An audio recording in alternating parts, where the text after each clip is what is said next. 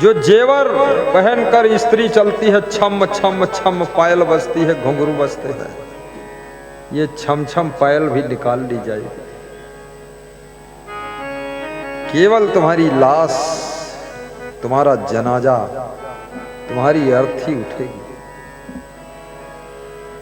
अपने लोग रोते होंगे, पराये लोग हंसते होंगे, बच्चे आंसू पोंछते होंगे, पति तड़फता होगा, पत्नी रौद्र रूप से रो रही होगी, माँ बाप छटपटाते होंगे और तुम्हारी मरी हुई लाश शमशान की ओर चार लोग कंधा लगाकर जा रहे हैं। इसलिए मरने से पहले अपने भीतर की बुराइयों को मारना सीखो, अवगुणों को मारना सीखो, आदतों को मारना सीखो और मरने से पहले इस संसार के मोह को भी मार देना सीखो। तुम मरने के बाद भी फिर जन्म लेने की तैयारी करते हो। क्यों? क्योंकि तुम्हारा मोह मरा नहीं, केवल शरीर मरा है। ममता नहीं मरी, केवल शरीर मर गया है। और जिसकी ममता जिंदा है, शरीर के मरने के बाद भी उस आत्मा को फिर से जन्म लेना पड़ा। ममता तू न गई मेरे मन से, ममता तू न गई मेरे मन से, पाके के। और ये ममता की कोई सीमा नहीं, लिमिट नहीं है। ये मत सोचना कि ममता जहां हो गई नहीं, ममता और भी कहीं हो सकती है, ये मोह कहीं और हो सकता है। एक स्त्री ने पूछा अपने पति से रास्ता चलते चलते कि तुम्हारा संयम नियम बड़ा मजबूत है, मुझसे भी सुंदर कोई स्त्री निकलती है, उधर मुड़ के तुम देखते नहीं, तुम्हारे मन में क्या मैं ही बसी हुई हूं? तो उस पुरुष ने जो उत्तर दिया वो सुनने जैसा उत्तर है, हंसने जैसा उत्तर है। उसने कहा संयम नियम है कि नहीं ये नहीं पता है, लेकिन उधर मुड़ के इसलिए नहीं देखता हूं कि तुम्हारे डर से नहीं मुड़ के देखता। तुम ना होती तो मुड़ के देख लेता। तो स्त्री भी मजेदार थी, उसने कहा अगर चलो ठीक है, मान लिया वही स्त्री आपको मिल जाती और उसी के साथ विवाह हो जाता, तो फिर तीसरी को मुड़ के नहीं देखते आप? बोले तुम नहीं होगी जब साथ में तो सैकड़ों मुड़ मुड़ के देखूंगा। सब जगह मोह हो जाता है। ये ममता, जन्म होता है तो माँ बाप के प्रति मोह रहता है, थोड़ी उम्र बढ़ती है भाई बहन के प्रति मोह हो जाता है, थोड़ा और उम्र बढ़ती है शादी होती तो पति पत्नी के बीच में मोह हो जाता है, फिर और बड़े होते हैं तो बच्चों से मोह हो जाता है, और बड़े होते तो बहुओं से मोह हो जाता है, और बड़े होते हैं तो पोती पोता से मोह हो जाता है, और बड़े होते हैं तो पोती पोता की जो पत्नी आती है ना, बहू की बहू, उससे मोह हो जाता है। थोड़ा और बड़े होते हैं तो पर पोता पर पोती से मोह हो जाता है। रास्ता चलते हैं और मोहित होते चले जाते हैं। कहां कहां मोह हो रहा है। मोह सकल व्याधि कर मूला। कहां से दुख, कहां से व्याधियां पैदा हो रही हैं? ये मोह दुखों का मूल है। जेहि ते पुनि उपजे बहुसूला। लेकिन इस मोह को छोड़ना कोई आसान बात नहीं है। कहना आसान, सुनना आसान, लिखना आसान, बोलना आसान, समझाना आसान। अरे बोलने वालों के अंदर भी मोह गला पकड़ लेता है। कितने कथाकार भी मोह में फूट फूट कर रोते हैं। राजा जनक जिनको आत्मज्ञान हो गया था, ममता तू न गई मेरे मन से। राजा जनक की क्या दशा हुई जब सीता जी विदा होने लगी जनकपुर से अयोध्या के लिए, तो राजा जनक फूट फूट कर रोने लगे। राजा दशरथ ने कहा, अरे समधी साहब क्यों रो रहे हो? अरे दशरथ, बेटी के पिता होते तो तुमको पता चलता। तुमको कैसे समझाऊं मैं कि मैं क्यों रोता हूं। रो रो कर सीता जी को विदा किया। जनक जैसा आत्मज्ञानी व्यक्ति फूट फूट कर रो रहा है, सीता जी भी रो रही है और जानकी की मां भी रो रही है, पूरा जनकपुर रो रहा है। संसार के लिए बहुत बार तुम रोते हो, लेकिन क्या कभी गुरु के प्रति इतनी श्रद्धा हुई है जो आपके एक आंसू आया हो? जब श्रद्धा चरम सीमा को छू लेती है तो शिवरी जैसी तुम्हारी भक्ति राम जैसे इष्ट के चरणों में आंसू बन करके प्रवाहित होने लगती। शिवरी ने राम के चरण जल से नहीं धोए थे, अपने नयनों के आंसुओं के जल से धोए थे, इसलिए शिवरी का नाम अमर हुआ। जिस दिन गुरु जी तेरा दर्शन होगा, उस दिन सफल मेरा जीवन होगा। गाओ गाओ गुनगुनाओ गुनगुनाओ। गुरु जी तेरा दर्शन, रजिस्टर में नाम भी लिखते जाओ। विश्व कल्याण सत्संग समिति छुहाई टोला अमझोर जयसिंह नगर की गठित हो चुकी है, जिसमें लगभग 50 लोगों के नाम आ चुके हैं। और भी लोग लिखिए नाम। तुम्हारे गांव में, तुम्हारे क्षेत्र में, जयसिंह नगर में या आपके अमझोर में या आसपास में गुरुदेव का आना प्रति वर्ष होना चाहिए। कम से कम साल में एक बार आ करके आपके मन की बैटरी को गुरुदेव चार्ज कर दे। जोर से ताली बजाओ ढिल्लर आदमी।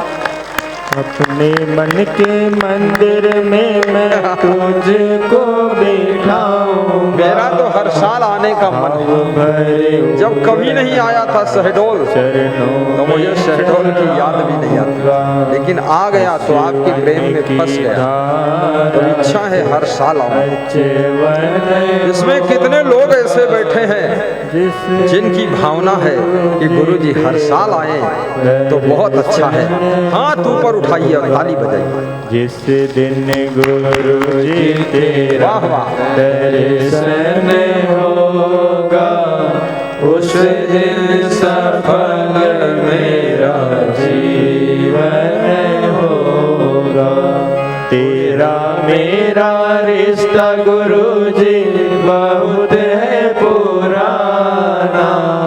तेरा मेरा रिश्ता गुरु जी बहुत है पुराना। मुझको गुरुवर मेरे कभी ना भुलाना।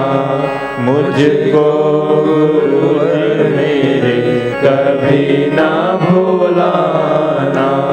ध्यान तेरा जब निस दिन होगा, उस दिन सफल मेरा जीवन होगा। जिस दिन गुरु जी तेरा दर्शन होगा, उस दिन सफल मेरा जीवन होगा। ये जन्म जन्म का रिश्ता है हमारा तुम्हारा। छत्तीसगढ़ में किसी गांव में मैं गया था, तो वहाँ महिलाएं आरती कर रही थी, तो उनको आरती खुद याद थी, तो गा रही थी भजन कि जन्म जन्म का दास हूँ गुरुदेव तुम्हारा, और अगर न मिलते इस जीवन में तो लेते जन्म दोबारा। और महिलाओं की भक्ति की धारा के सामने सब पुरुष बिल्कुल साइड हो गए, उनके लिए जगह ही नहीं थी। तो माताएं जोर से गा रही थी, ये हमारा आपका जन्म जन्म का रिश्ता है, नहीं तो पूरा शहडोल यहाँ आ जाता। कैसे आएगा?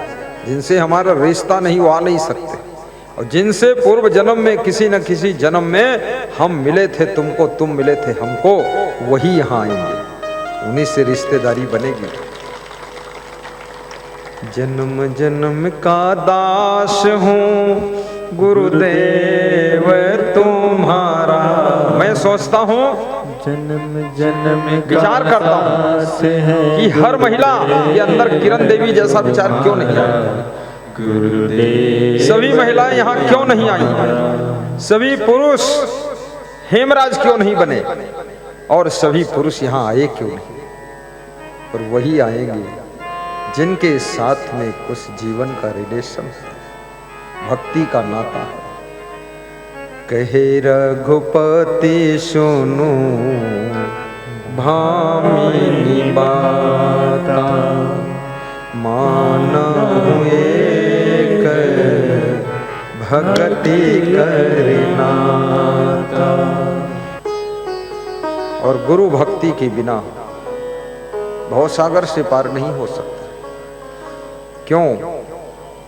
कर्णधारे सद गुरु दृढ़ नावा, दुर्लभ साज सुलभ करि पावा। कर्णधार सदगुरु है, ज्ञान उनकी नौका है। सदगुरु के ज्ञान नौका पर बैठकर जीवन को भव सागर से पार करें। गुरु दीक्षा बिनु अफल सब, जप तप होम क्रियादि, ज्यों पाहन में बीज बे उपजे ना फल बादि। राम कृष्ण से को बड़ा उन्हों तो गुरु की, तीन लोक के वै धनी गुरु आगे आधे।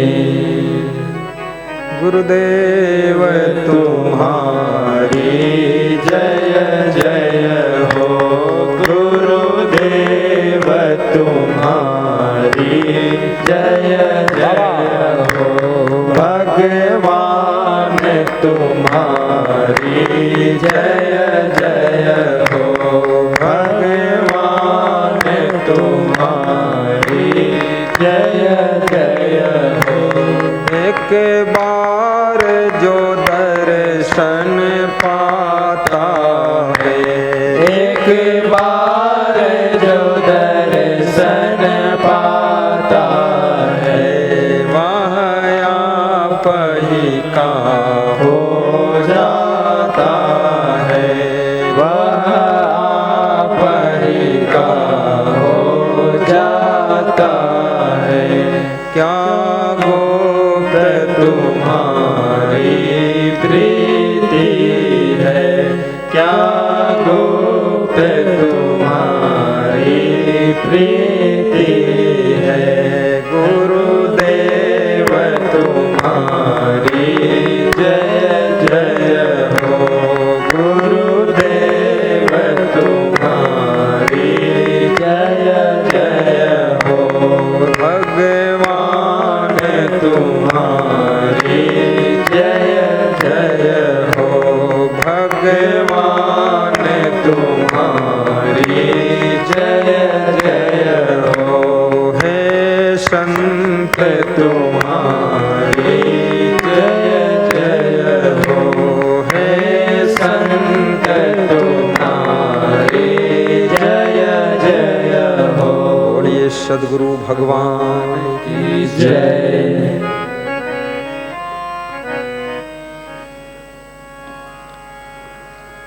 ममता मनुष्य को दुख देती है, समता शांति देती है, विषमता तकरार कराती है।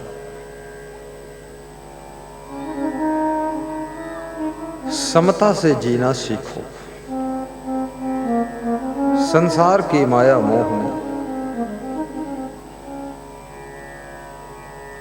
ऐसे रहना सीखो जैसे जल में कमल रहता है। कमल की जड़ कीचड़ में रहती है, तना जल में रहता है, लेकिन फूल कीचड़ और जल दोनों से बिलग रहता है। ऐसे अपने आप को इस जगत की माया मोह के कीचड़ से रहना तो जगत में ही पड़ेगा, लेकिन अपने विचारों को, अपनी सोच के फूल को माया मोह के कीचड़ से, जल से पृथक रखो। और माया मोह का प्रभाव यही है, जब तुम बुराइयों में फंसने लग जाओ, मन की चंचलता में भटकने लग जाओ, इंद्रियों की लोलुपता में जीवन जीने लग जाओ, तो समझ लेना माया मोह में तुम फंस गए। यही है माया मोह। इस जगत के अंदर तुम्हारी इंद्रियां तुमको विचलित ना कर सके, तुम्हारा मन तुमको भटका ना सके, और तुम्हारा शरीर प्रदूषित कर्मों में प्रवृत्त न हो पाए। इस शरीर से सत्कर्म संपादित हो और मन में पवित्र मंथन हो, चित्त में शुद्ध चिंतन हो, तो समझ लेना तुमको जीने की कला आ गई है। दुखेशु अनुद विघ्न मनः सुखेशु विगत अस्पृहा, बीत राग भय क्रोधा स्थित धी मुनि उच्चते। जिस समय भगवान श्री कृष्ण अर्जुन को स्थित प्रज्ञ के लक्षण समझा रहे थे, कृष्ण कहते हैं, अर्जुन, वो व्यक्ति स्थित प्रज्ञ है जो दुख के आने पर भी दुखी नहीं होता।